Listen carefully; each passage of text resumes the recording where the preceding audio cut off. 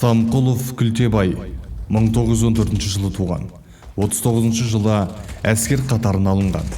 Қиыр шығыста өз борышын атқарып жүргенде, қиыр шығыста Жапониямен шекаралас аймақта Қытайдың көптеген қалаларын азат етуге қатысып, 46 жылы елге аман есен оралды. Мен Ақтоғай ауданы Ақтоғай селосының тұрғыны Стамқұлов Мәкәрім Күлтебайұлы. Менің әкем Стамқұлов Күлтебай Құлшыманұлы 1914 жылы дүниеге келген.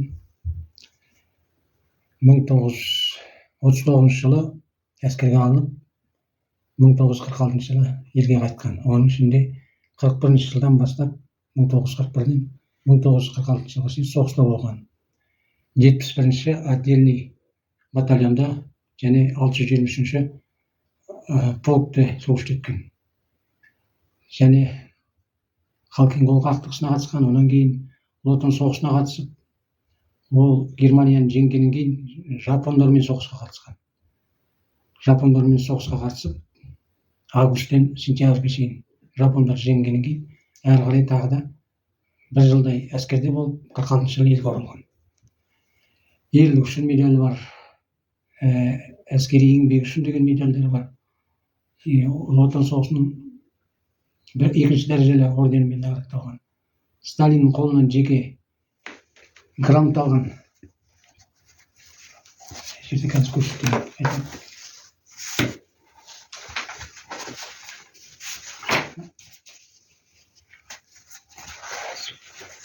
Мынадай.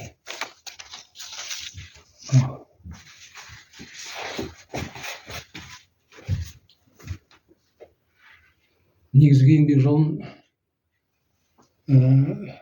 Ақтоғайдағы школа-интернатта меңгерушісі болып бастаған. Онан кейін сауатсыздар мектебінің директоры болған. Үлкен адамдар, білім алмай қалған адамдарға сабақ оқытып үйреткен. Онан кейін Берікқара деген жерде шахта ашылып, сонда сол шахтада жұмыс істеген. Шахтының бастығының орынбасары болды. Одан аудандық ауруханада шаруашылық жөніндегі директордың орынбасары болған. Онан кейін қалған жылдары Ақтоғай ауданының нефті базасында баз меңгерушісі болып, сол жерден еңбек демалысына шыққан. Семьясы бар, семьялы, 10 баламыз. Қазір одан үшеуміз ғана қалдық. Балалардың бәрі оқыған, қызмет жасаған. Қазір немерелері қызмет жасап жүр. Министерстводан бастап аудан әкім аппаратында жұмыс істейді.